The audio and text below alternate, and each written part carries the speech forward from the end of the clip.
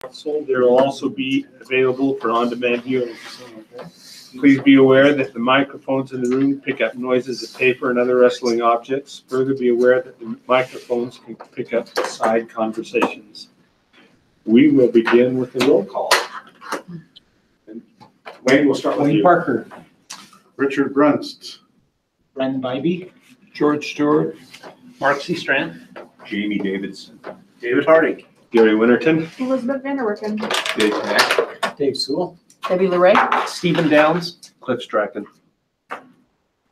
Thank you very much. And I don't see an opening prayer. Dave, would you give us an opening prayer? Sure. Thank you very much. Heavenly Father, we're grateful to be gathered together at a joint council meeting today. Appreciate the opportunity to serve our citizens and pray for thy spirit to be with us, that we'll be able to discuss some things that will be of mutual benefit in helping us to serve our citizens better. We offer this prayer in the name of thy Son, Jesus Christ. Amen. Amen. We will excuse Kay Van Buren and George Handley from this meeting today. And we welcome the new people that have been elected. We haven't met since the first of the year. We're all the same. Everybody's We're the same. well, ours just returned, so no new ones for us. no new ones. Well, we do have the new one with George, but he's not here today. So thank you. We'll now begin with the business. Dave, you had an item that you wanted to talk about. Well, the purpose of our meetings is to discuss items of mutual interest, and I think the air is something that we definitely share. We both pretty much breathe the same air, and I know your council and Mayor have done some things in that area, and we've done some things, and I think we even talked about doing some things together. So I thought it would be worth discussing in what ways we might be able to cooperate together. I think if our two cities are kind of moving in the same direction on some of these issues, it would set a powerful example for other cities in the valley. So to kind of start out, I'm interested to hear about your Purple Air Monitor project, and how that went and what you've learned from it. And Brent, you want to speak to that? So that project was done in cooperation with Utopia, and essentially they came to us and indicated that we could inexpensively add these sensors to everywhere where we have huts in the city. And they just add the sensor just to kind of the existing huts, and then purpleair.com kind of in terms of taking the data points or the measurements of the air quality and posting it on their website. So there's like a minimal kind of maintenance charge that we pay to Utopia for it, but yeah, it was pretty kind of simple, direct way to show an added benefit that the Utopia fiber infrastructure provides to our citizens. Very basic. So we ended up with 24 total sensors and pretty good kind of even spread around the city. But be happy to get specific details on the cost of the sensor. That on to you guys, where you could work with Google Fiber to do something similar. Yeah, I'd be interested to learn more about it. So you have some kind of a mechanism where you display the readout from all the sensors? And so all of that's just done actually on purpleair.com. Oh, okay. So we don't have a separate dashboard.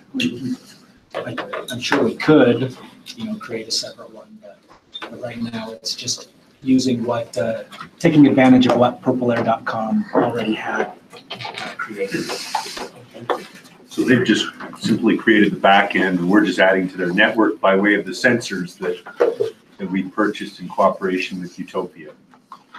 It's real-time data, and it includes historical data as well, so you can go back and you can check and see where obviously air quality has been. It is kind of interesting. Along several of our key arterials, you can see during peak AM and PM times, you can actually see particulate levels rise and decline based on traffic flows and times of day.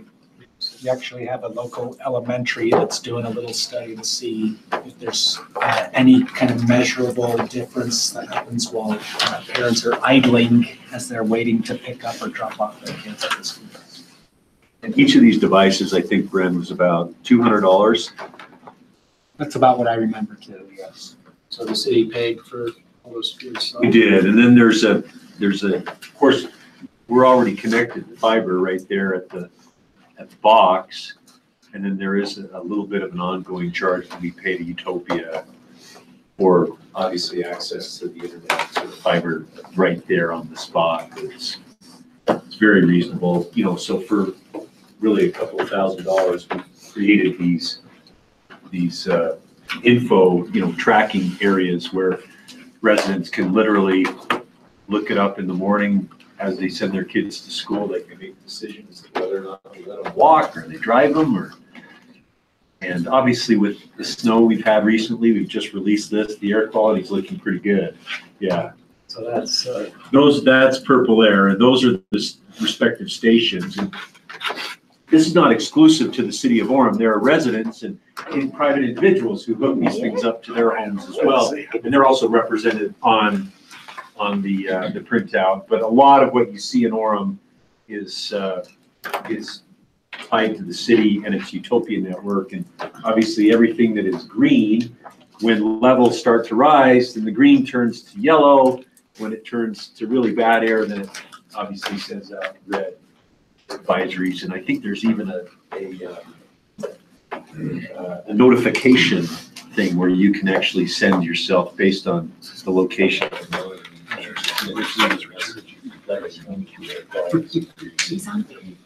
Decreasing, not increasing. And as you zoom out, as you zoom out, it'll kind of join the different numbers as well and give kind of a regional score. It looks like we have about 5 that are located in Provo. So probably be a president. We had a handful beforehand. How did you guys purchase those yourselves? Or were they through the, We purchased it through Utopia, so and that's what I was wondering, with our information, our smart meters, we are now complete in our city for residential smart meters. And we are almost through with our commercial smart meters too, aren't we, Wayne, with installing those? Yep. Is this something that we could tie into that smart meter network with what we've got going, and it with possible, and are there things that we can look at? we're sure happy to look at it. Yeah, and see if that's something we can do. Our smart meter program will really make a difference. It has the potential to make a difference on how we use our electricity, which is basically, I don't know that it'll make a big difference in the city, but it is, most of our electricity is used, is coal at this point. If we start billing by time of day, then people are really going to care about how much they use during a particular part of the day. in fact, Janelle Pugmire, our reporter, right after she wrote the story, she got a call the next day from a mother who's has a child with severe asthma.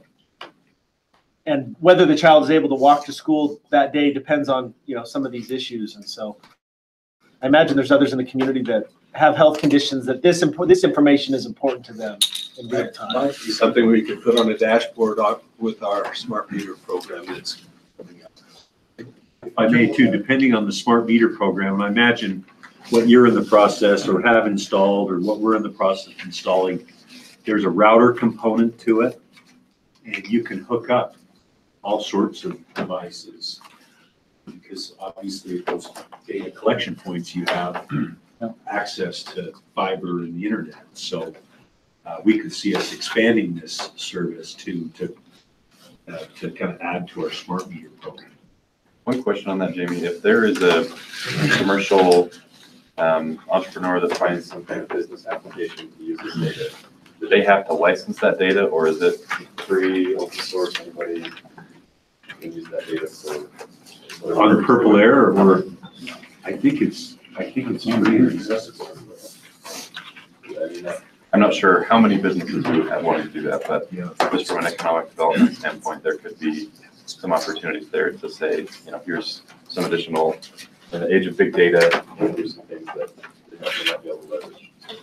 We've been looking at, Interesting track. in conjunction with Utopia, creating an aggregate dashboarding software that would start to accumulate these different data points. So that would be, you know, something we'll have to flush out when that starts to roll out. So another air quality idea is, as you know, the majority of our particulate pollution at the current time comes from vehicles in the valley. And so there's, you know, a natural advantage to migrate toward electric vehicles or vehicles that get higher gas mileage and so forth. And I think we've done a few things as a city in that area. Provo Power, I think, has some electric vehicles, but maybe the idea of electrifying some portion of our city fleets. You know, that I'm sure some of our vehicles probably never have to go long distances. They just go out and about and only go a certain number of miles each day. So they might be good candidates when it's time to replace them for an electric vehicle. And other vehicles that might need to be more versatile could maybe be a plug-in hybrid that would, for short town trips, would be pure electric, and then if they do need to make those occasional long trips, would still get decent gas mileage. So just wondering where your city's at, have you looked at that, or? I wanted to bring up just another item in regards to the discussion. The state government and legislature has given incentives to our refineries up in North Salt Lake to go to Tier 3 fuel. So Tier 3 fuel or gas should be coming out in about 24 months. They're retrofitting right now, and that fuel actually will take out 70% of the particulates. So instead of automobiles being the elephant in the room and contributing 50% of the particulates, within about 10 to 15 years, it's actually going to be buildings, as far as water heaters, gas heaters, etc. So you're going to see a tremendous drop where right now buildings are 20%, autos are 50%. They're going to flip. So autos will go down to 20 and buildings will go up to 50. So we'll see a real reduction in particulates in the air here in the next 3 years or so. Will natural gas be the bad guy to that point? No, not necessarily, but this is going to be lower, I think, than natural gas, or close to it. So. Please go ahead. I was just gonna throw out, as part of those, like, clean air toolkit and the discussions with Envision Utah, that they're saying that because of that, their focus is off It's on the buildings. vehicles because it's got, the vehicles have so much momentum. That's not to say we shouldn't consider electrifying our fleets and whatnot, because those things still matter, but there's already a bunch of momentum. What they're trying to raise the awareness of is if you have to replace your water heater, because your water heater is probably going to go for 15, 20 years. If you're going to replace it next year, make sure it's a super low NOx water So I heater. think most of the water heaters being sold are low NOx now. I know. Last 15 or 20 years. I know we went to put a water heater in 2 years ago, and we couldn't find one that was not low NOx. So it costs an extra $300 per water heater, but that's what everybody's selling now is low NOx. Okay. One area to look at though is new buildings being built, that they should have energy efficient appliances in them, as well as houses. So that's an area that the cities could be involved in. Maybe one just FYI in terms of the electrical vehicle and how we're maybe helping promote that. We added a station for a couple of electrical vehicles to be able to recharge at our city center, and have been exploring, the cost of maybe adding a couple of more.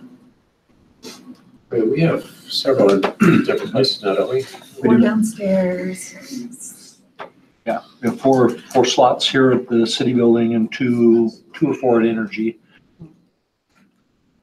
Yeah, the other thing, if I may, that course, your relationship with solid waste is different than ours, but we actually contract out for solid waste residential pickup services. And when we renewed our contract with our service provider, we required them to replace all of their fleet with compressed natural gas vehicles as part of the contract process. So all of our garbage trucks, recycling trucks, green waste trucks are all CNG. Obviously, that's one benefit. We have received some complaints though, because the trucks run so quiet that we have people call us and complain. I used to be able to hear the truck coming down my street, and then I'd run out and put the can on the curb. And now, because you're running these CNG trucks, we can't hear the truck passing by our house, and we're missing our garbage pickup. But the other thing we're kind of struggling with, we've retrofitted some of our vehicles for CNG, and we have access to a CNG station in proximity to our public works fleet. The retrofitting hasn't gone very well. It's just when you try and retrofit a gas or a diesel fueled vehicle to a CNG device, it hasn't worked well for us. And we did this for some of our public works fleet. And the other complaint that we are getting from our staff is they don't necessarily have the same power that some of the other vehicles do. And so we've tried to even have this conversation with our law enforcement to say, well, not every vehicle, if it's a patrol vehicle, we understand it needs to have obviously power, but if it's an investigations unit or if it's a victim advocate vehicle or something like that, they don't necessarily need a gas-powered vehicle. And they're still not sold yet. So that's a work in progress. And they cite obviously the strength and power of the vehicle. And we know that to some degree when we purchased all the BRT buses. We initially looked at exclusively electric vehicles and found that they just didn't have the horsepower to get up and down the hills in and around town. And so we went to this hybrid diesel, which I think will serve us well, but obviously it costs a little bit more too. And that's always a concern. Is the ROI going to be sufficient for you to spend a little bit more money on some of these vehicles when some of them are already so very expensive? You mentioned BRT, that's another example of something I guess you could say that our two cities cooperated on, and hopefully that'll take a lot of cars off the road. I think the decision that was reached with BYU and UVU relative to the passes, and I know Mayor Kafusi, Mayor Brunts have been advocating for the CMAC free fare zone along the BRT is also, I think, going to really help with ridership on the new system. Yeah, one thing in relationship to that, they found that your ridership increases by 42% if you offer free fares. So it almost doubles. And as Jamie said, that would take a lot of cars off the road. So, when you look at Front Runner takes a lane and a half off the freeway right now of traffic. So, and then if you look at tracks in downtown Salt Lake, that's 60,000 rides a day. So I don't know how many cars that is, but even if that was 30,000 car rides a day, that's huge for downtown Salt Lake. Go ahead. I thought it was interesting how UTA on a red air day, they offered free service. I didn't hear the results of that. Did they find that was a favorable thing? Tremendously successful. I think that's a great idea to collaborate on that. Just a couple other statistics. So you talked about taking cars off the road, but think of the parking parking needs that alleviates when you have that kind of ridership in an urban area. The other thought that I had, we talked about the free fares and whatnot. And when you start looking at the overall government subsidy, if you want to frame it that way, of mass transit, I think for like the local buses or something, it's like 13% or something is paid. 15%. 15% is the fare box. Right. If you can get 48% better ridership by not charging the 13 or 15%, taxpayers are paying 85%, but what kind of value are we getting out of that tax dollar? Well, you got less wear and tear in your road. You're basically adding another lane to your road of cars that aren't traveling. Right.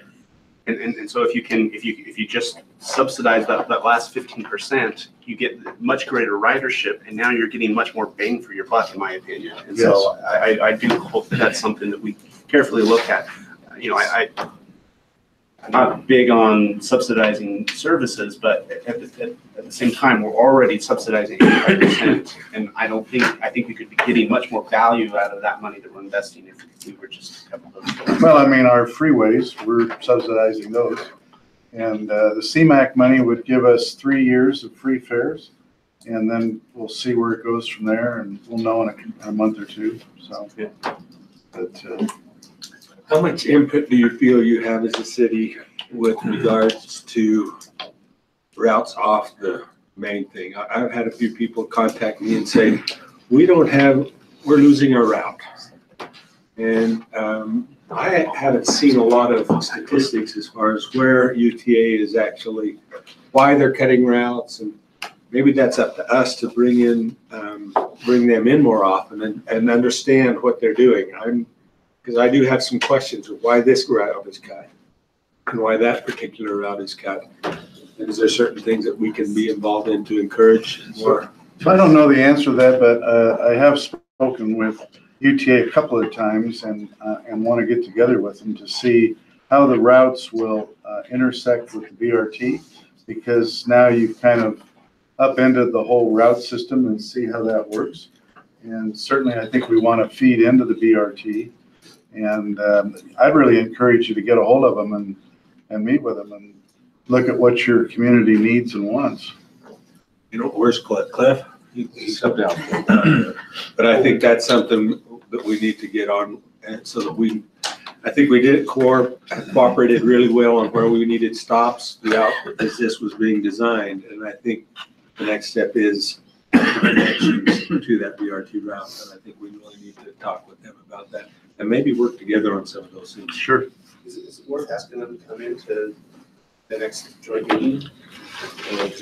I think it's actually better, and if you just met with them privately and we did the same and went over the grid system and see where they're flowing and maybe where we think they ought to flow and what help we could do. Does that fall into the scope of what the executive committee would discuss, or? No. Okay. No, that's on the construction side. So I would, this is a conversation with Mary Delamar Schaefer, who serves as the city manager, but I know they keep passenger counts and statistics, and I think it's a worthwhile conversation to have, whether it's together or separate.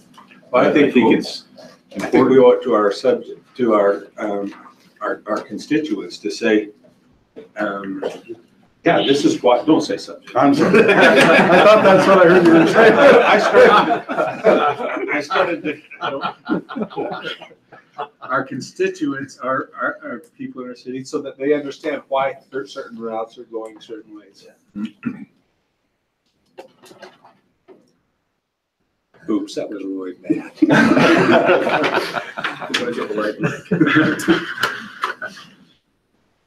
Anything else, Dave, that you wanted to talk about? That we'll go into the next one.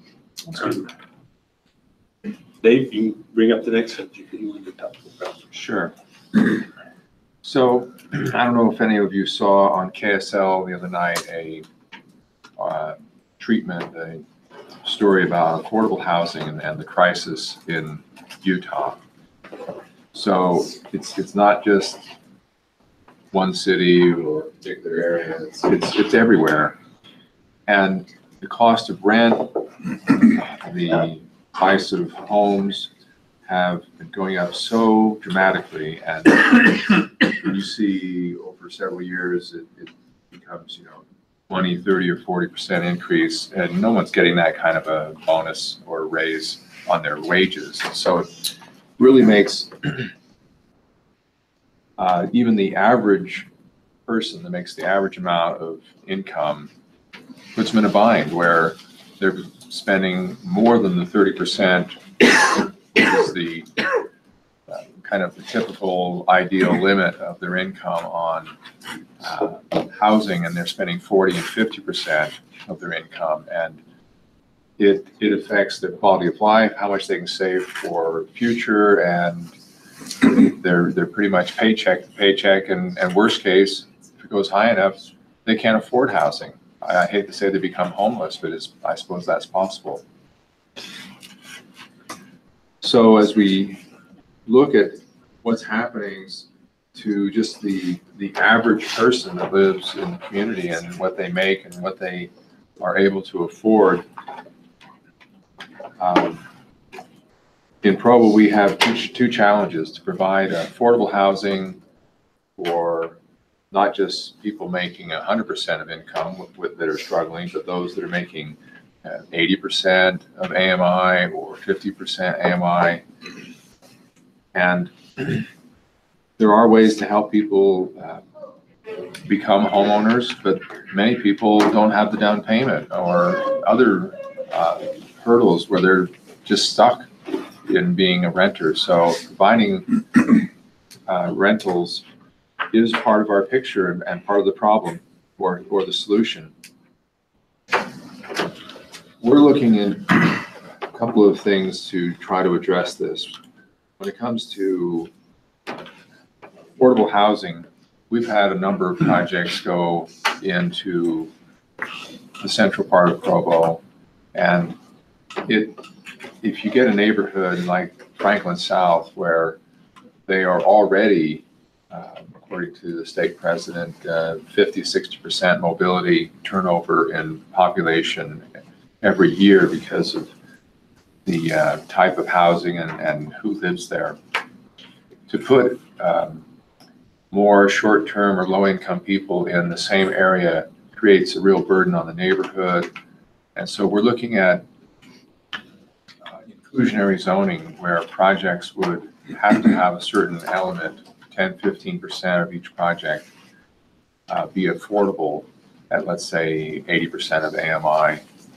And that way, instead of the whole project being, let's say, a market rate, or we've had projects come in that are the other way, they're 80% low income. But if we try to spread out the opportunities for people to live in different parts of the community that are average or below average income, by providing affordable housing with that element as part of each project, we feel that that's something we want to explore. And I don't know how you are approaching the problem of affordable housing, whether it be rentals or homeownership.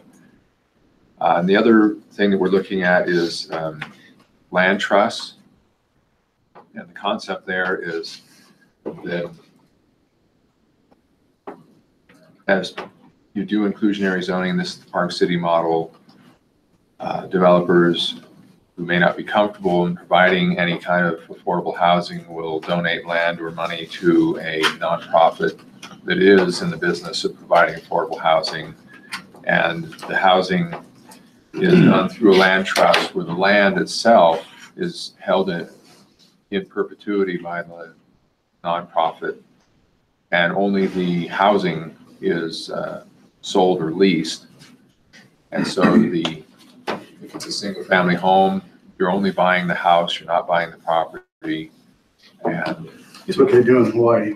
It becomes more affordable, and they have other caveats or restrictions in there to make sure that the house itself doesn't go up too much in value. It does go up in value, and if you buy it, you can still you get rewarded and share in that increase of value. But the object is to keep it affordable and owner-occupied in perpetuity. And that is based on being controlled by the nonprofit, and it's usually a 99-year lease. So with those two things, inclusionary zoning and land trusts, do you have anything that you'd like to share with us? Are you working on providing affordable housing opportunities in your community? I don't know that we are necessarily. I mean, we have approved affordable housing, low-income condos, and those are very popular. So those were more a developer coming to us, and we approved the zone change for that.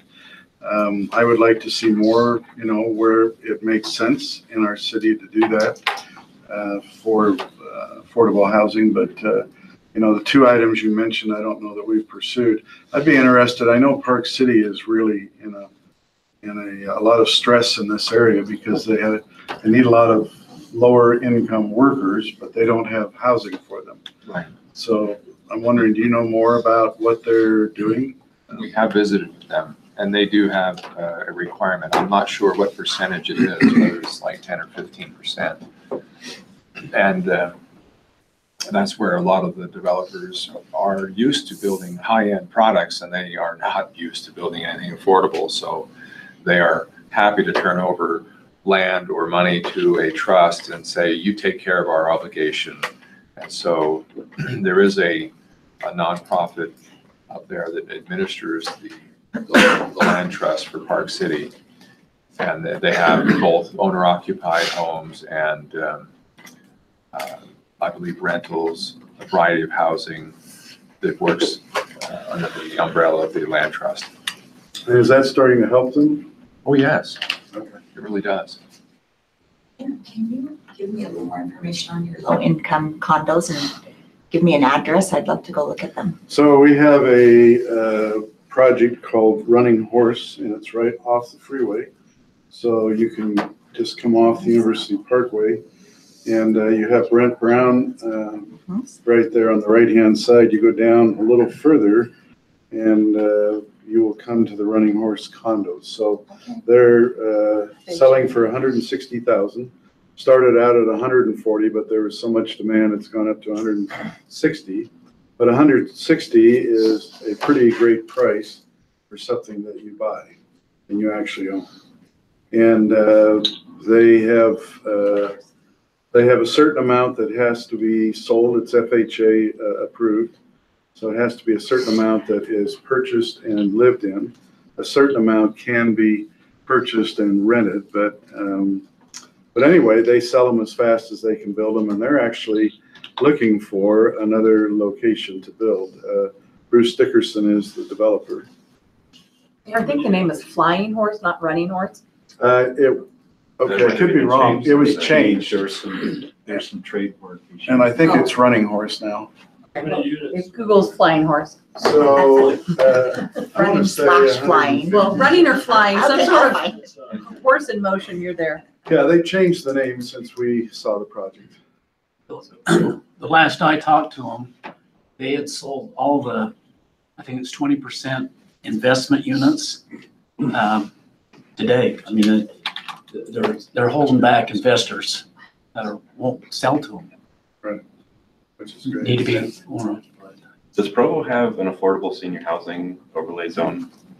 So along State Street, is it a quarter mile or 500? I can't remember what it It's is. a designated overlay. Yeah. So We have it in different parts of the city. But just so that if you have a single family residential neighborhood, that most of those neighborhoods are R8 or something like that, but it allows somebody to come in and take a single family plot of land and redevelop it as a fourplex, for example, or that it has to be affordable senior housing without requiring any kind of special rezone. And that's been used not extensively, but especially for that kind of demographic. Age restricted. We have something like that, don't we, Wayne, that they can actually put in?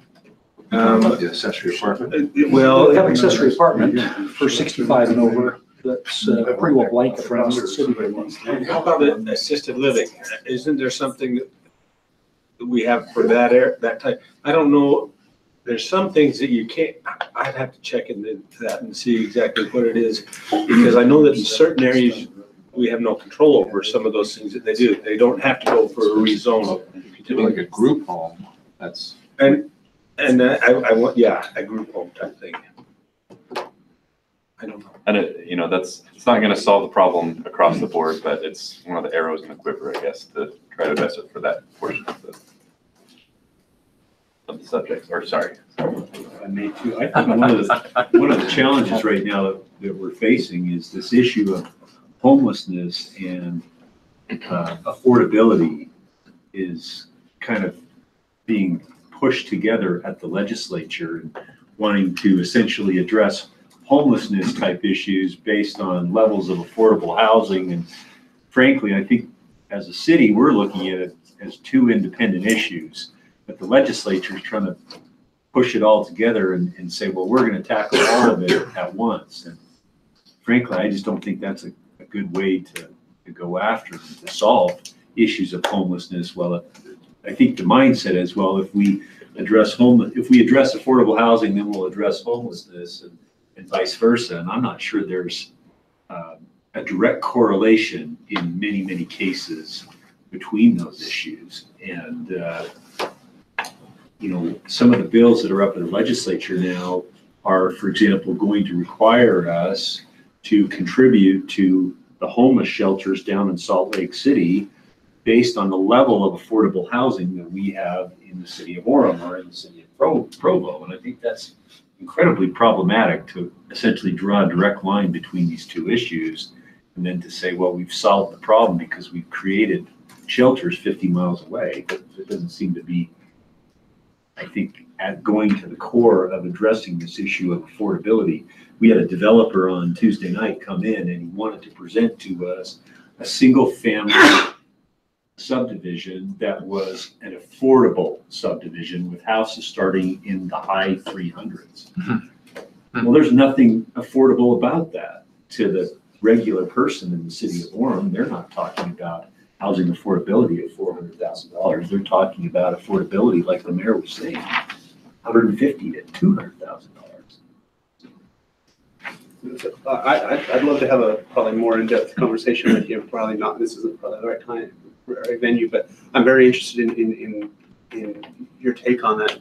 I actually feel like there is a pretty strong correlation between affordability and homelessness, and I think that there are many cities that they don't want to do anything to provide services for people that are on the very low end and homeless. And so they can price everyone like that completely out of their communities. Now, that doesn't mean that their children aren't becoming addicted to this or that or the other, or they're so they're still producing the problem, but then it immediately exports it. And I think for a long time, Provo, Utah County, all of our homeless, most of our homeless just headed off to Salt Lake because that's where the services are. I think Provo's now getting to the point where we're now becoming a magnet for everyone in the county. And so instead of going to Salt Lake, that they're coming to Provo, particularly as Salt Lake makes it a little bit harder or whatever. And so this is a statewide issue, but I think that the land use decisions that cities make contribute to either the solution or compounding the problem. And so I think it's smart to say, and the two bills that are being looked at, I have some serious policy issues with how they're being implemented. But I think the general idea that cities, whether, some cities may be happy to pay more to pay someone else to take care of their problem. They don't want to contribute. But I think the cities that are housing the homeless shelters and the homeless resources, I think they should be compensated by, and I think it just keeps everyone engaged on this. So I in general, the broad principles, I support that. But again, the implementation I think is a little bit problematic. But I'd love to hear more about why. Have they ever, are there studies that show the homelessness is based on affordable housing? Because so much of it is other, the people that are homeless are other than mental illness and a lot of other issues. So have there been studies, I can't. I believe there are, but I can't point to them. Because I would be surprised, like you, that something affordable housing in Provo and Orem contribute to homelessness in Salt Lake, but I don't, maybe there's a correlation that I don't understand. Interested to see some studies there. If they're going to suggest legislation, there should be studies, should be something to back that up. Agreed, and I think there is, but yeah, I can't. Got a question. So 160,000, how are they doing that? Are you as a city offering any tax breaks, fees? We haven't offered anything. So, we did allow a zone change, and the zone change was in an HS zone along the freeway. Highway services. So that's really all that we did. But they felt like that they could pencil it out and have been able to do so. And like I say, they're doing a good job. So they're not maximizing. They've told us they could make more money if they weren't doing this. They came right out front and said, this is not our highest revenue producer for income for us, but we feel like it's a good project. We'd like to do it, and it sells immediately. And so on the flip side, I don't think they have a lot of effort to make this go forward in a successful way. How many square feet are those apartments? I want to say they're like 1,000. 900. 900 to 1,000. 2 bedroom, 1 bathroom. Yeah. And I've been inside of them. They're very nice. I've met with residents at another project that they did. The residents are happy that the parking is set up properly, and the city doesn't have a lot of problems with the people there. So Did they own the property before you rezoned it, or did they buy it at a high price? Because it doesn't sound like they paid a lot. They bought the property as we rezoned it. So they bought it from somebody else. Yeah, because a lot of the affordability comes in on how much you pay for the dirt. So again, you have to look at it and say, if you're there to maximize your return on investment, you would do something different, okay? But if you feel like this is a good project and you want to help the community per se, then you do it. So like I said, they've come out and said they could make a lot more money if they strictly made it into apartments and didn't make it into condos and didn't try to sell it as affordable condos. They could make a lot more money. I don't think they were taking out any existing structures or anything like that. No. It was just dirt. It was greenfield. And how is the market? That's the banking and financing of those things. For a long time, we weren't able to do that. It's FHA. It's FHA approved. So being FHA approved, you can get in at a very low down payment, and you can get in with a lower income. So they build it to FHA specs. And that really is the key, is that to make it affordable, it needs to be FHA financed. If you go regular commercial lending, it's going to be harder to get in. And so the FHA, they require a certain percentage of that, of a PUD to be FHA approved, owner occupied and FHA loans. Correct. I think it's over 50%. It's over 50%. And that's why the part of the approval we had was they had to guarantee a certain amount would be for, to maintain that FHA approval. And is that enforced by the, is that enforced by the The owner of the project, yes, it is. And they have an HOA, and that enforces it as well. That's been a problem in Provo, where we have projects like over, used to be called the Camelot, but when they get down to, there's only like 3% left. I mean, it falls to the point where people can't qualify legally, and then it just becomes investors, and it tends to drive out all the rest of the owners. So this is not allowed to go that direction. Can't have just investors. So Just anecdotally, we had somebody at my ward that moved back in because their HOA had let them know, you're actually not able to rent this out because we had too many, and it's the same developer. Right. It's one of Bruce Dickerson's properties, but so it is something that the HOAs actively look at. So you have to have an active HOA that is willing to say, no, you can't sell your property. but to get FHA financing, they have to do that. So, and to keep the, the financing, they have to do that. So It's a challenge for an HOA to have the courage and the teeth to be able to do that. Haven't seen a lot of that in Provo. We haven't.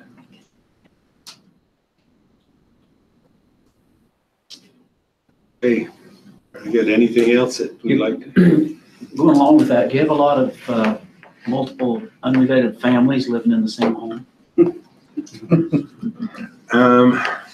Multiple singles unrelated, but not so much families. you actually do have some families of other nations living Yeah, together. It happens, but it's not the number one complaint that we hear about. And we do have zoning laws that protect us from that, support to some degree.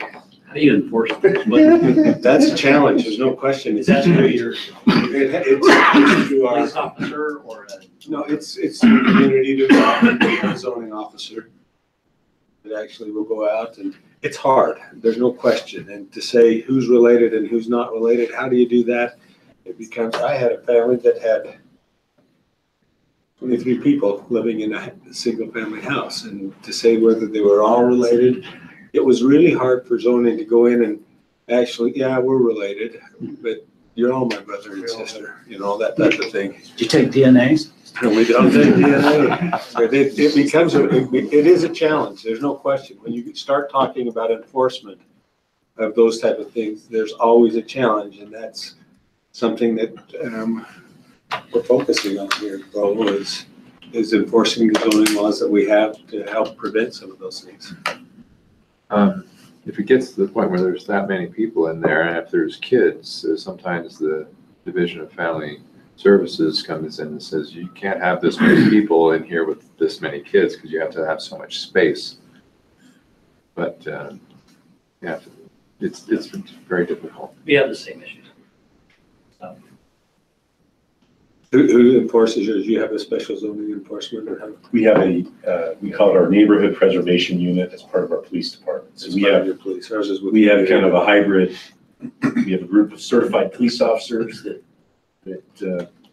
do the heavy lifting, and now we've just hired some civilian employees to help with the initial kind of civil process of. It's a very reactive process. It's not proactive, but they keep busy. We're trying to do a few proactive things in our city at this point with contracts and real estate and rental licenses through our. Frankly, one of the things we run into is we know a number of these situations are obviously present in the city. There are some neighborhoods, there are some neighbors who appreciate the fact that there are younger people, for example, in their neighborhoods because it enhances for example, their church life. But then there are others who don't appreciate the fact that they park on the street. And so in some cases they want to say, well, you need to go after this guy, but don't go after this guy because they're really good in the ward and they really help out. And we get that all the time. And it becomes a real challenge because you say, if we're going to adopt an ordinance, we've got to uniformly enforce it. We can't selectively pick and choose. And sometimes that's not a message that is appreciated by our customers, or in your case, subjects. I've watched King Arthur. Sorry. I watched King Arthur. He did have to bring that up. I'm sorry. I couldn't help it. So one thing that we're also looking at is a hearing officer that with that NPU, sometimes those can drag out for months or even years if you go through the court process, and that's probably not the way that we want to go anyway, is dragging somebody through court over weeds and dangerous trees and things like that. But we're looking at finding a hearing officer that would be able to expedite that process in a more judicious way. So going after it administratively rather than criminally, right? I mean, we're willing to try anything because it is a significant problem, probably equally so or even more so here. We just don't have a good handle on it. And I don't know that there is. NPU? Neighborhood Preservation Unit. So that's with a kind of the hybrid between the police officer and the civil employee that enforces the. So in Provo, we have a number of neighborhoods and areas that have parking permit programs to try to contain or control. And I can't remember, We do have some in and around UVU specifically. Yeah. Okay, very good. And are there any other additional topics that we'd like to talk about here as councils? I was gonna say, it looks like you're construction of the BRT is going well through the city. I drove down 7th North the other day and saw the station going up. And As I've followed that, it's been a real challenge for UTA to do this because we love great economies, but they also have problems when you have a great economy that come along with that.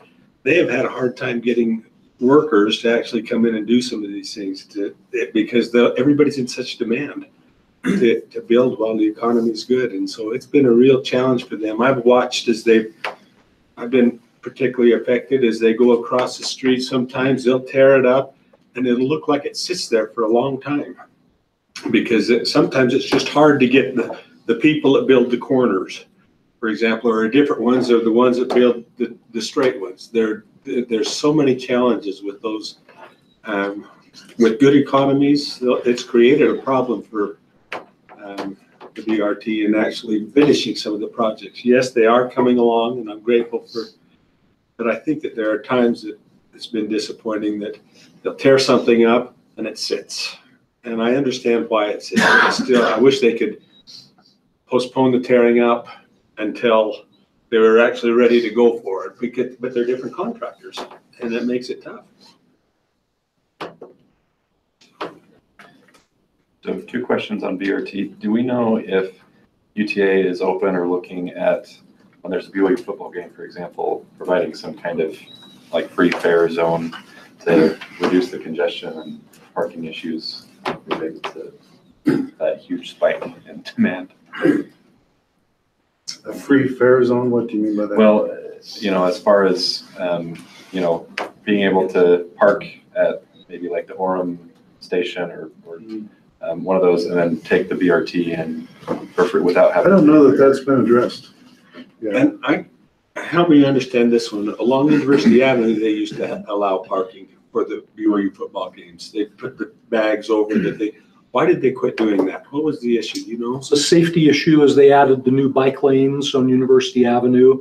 We had cars parking in the bike lanes and then that obstructed bicycle traffic getting to the games. And so it just became a safety issue where we had a lot of near misses and accidents. And then you forced pedestrians out into the bike lane, even where you had available parking. And so it was a police department call.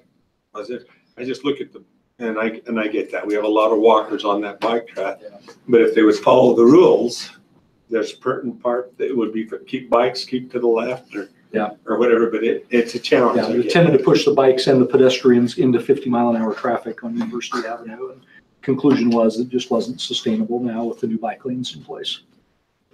And then also on BRT, do we know where we're at with the station artwork project that was in do we have that kind of drawings? Jamie and I were talking about. I was just talking about it. So for the city of Orem, we're working with the university, with UVU, to come up with some designs and some etchings. We initially talked about maybe using some old photographs to kind of make it next year is our 100-year centennial, and so we thought, well, we could make this kind of a history centennial effort.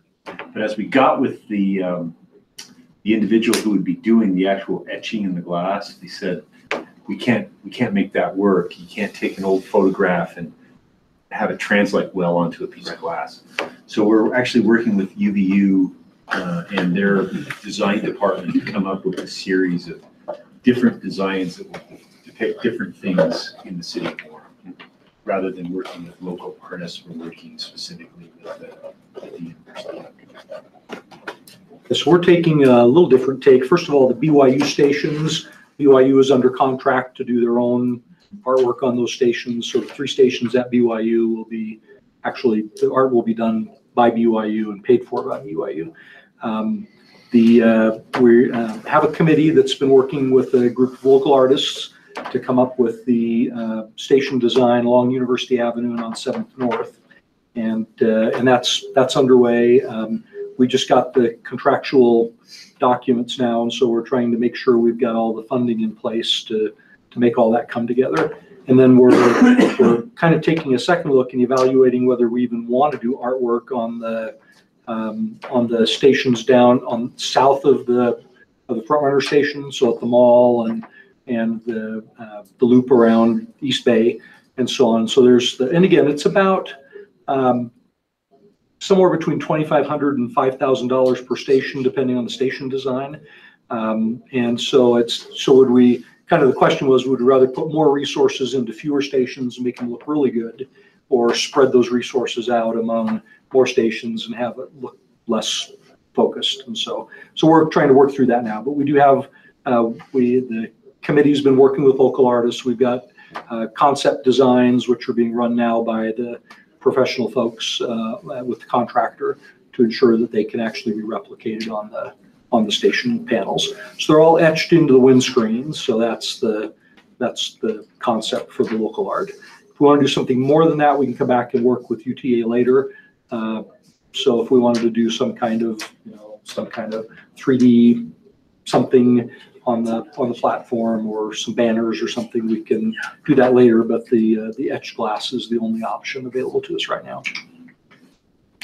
One of the things I've wondered about also, where maybe you can help us with this, is the enhancements. I know that we talked about enhancements along the BRT route and how, we plan on doing those enhancements. Yes. But there was always a little but. Yeah, currently they're all in. So UTA went back and actually allocated some additional dollars to the project out of UTA funds specifically. And so we think now, Jamie, last discussion we had with the executive committee, the enhancements that were part of our agreements with our lease agreements and so on are all in the budget as it currently stands. And we are confident we'll be able to get all those in for the end of the project.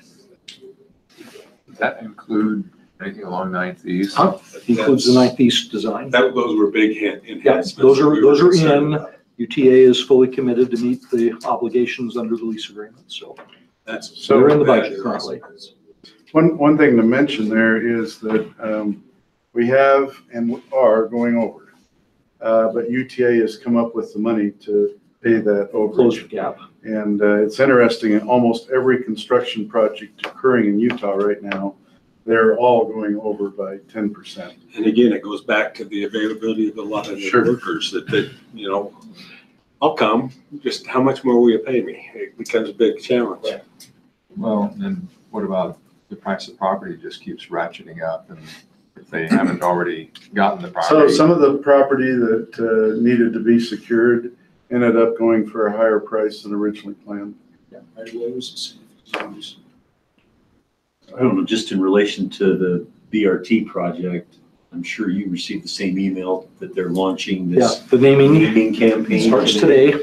And they'll only have voting open for a week, and we'll send you the link. But the 3 finalist names are Timp Runner, Utah Valley Express, Timp Express. No Bussy McBuck bus face or no Bussy McBus face. Portal? No, they ran into copyright issues. Trademark issues. Trademark issues, yeah. So that'll open actually today and run through noon on Thursday, March 8th. So if we end up going with Timp Express, we may end up calling it the Tex, so who knows? And then we come with Utah Valley, they'll think we're building it for the college. UVX. Because UVX, and so you're building it for the university. So, interesting debate. But we'll get a vote on that. That'll be good. Anything else? I think we determined a date now. Is there a date for our next meeting? Are we all scheduled? And that next one will be, you check that for me, Elizabeth? April 19th. Is it 6 weeks away? Yeah, I guess this one was postponed because of inaugurations and things like that, so. Well, your new mayor was sworn in 3 times, so. I know. We didn't have any time to get a meeting in there, because every other day. We're just gonna we wanted to make sure that people. I get 3 free swear words every year. Yeah, okay, there you go. Sworn in is one thing, sworn out is something. I know. Well, she had a wonderful swearing in, and we're glad she's here. Thanks. So. Yes. So Gary, one last thing. We had a housing committee meeting the other day. We brought in Benj. Becker. Yeah. The TOD, BRT TOD study. Right. And so he reviewed the impacts, the development and economic impacts along the route out about a quarter or half mile and the different nodes where they expect to see the most redevelopment and activity.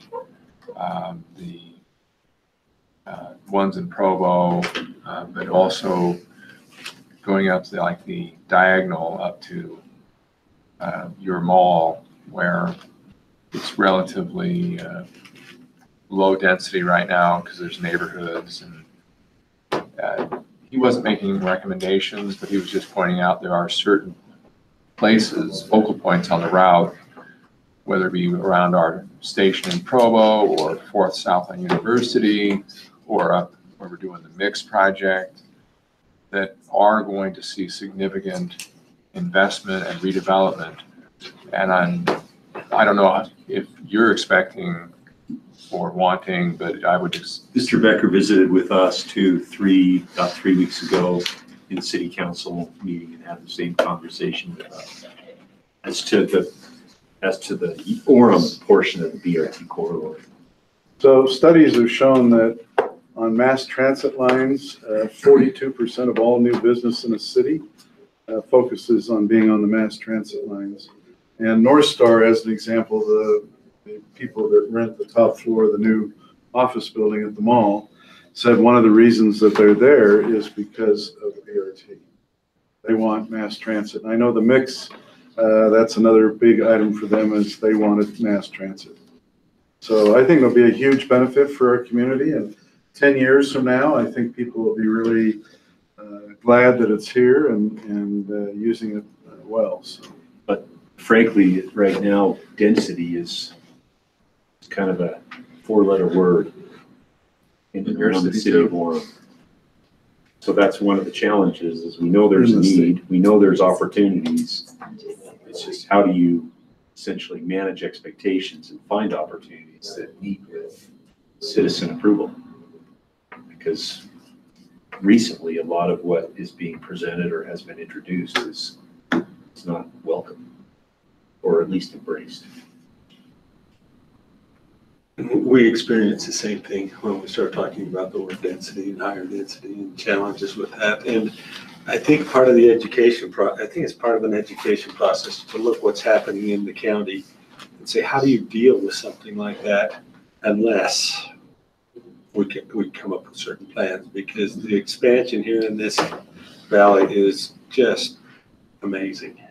I also think it matters how it's done, and I think some of it's education, some of it I think is just what we've approved in the past and allowed to go in has been so awful that the experience has been very bad. But I do think that there are examples of it being well done and welcome. And so I think as we improve what we allow, it will also help out. Thanks for having us. Thank you. If there's no other, we'll adjourn by unanimous consent.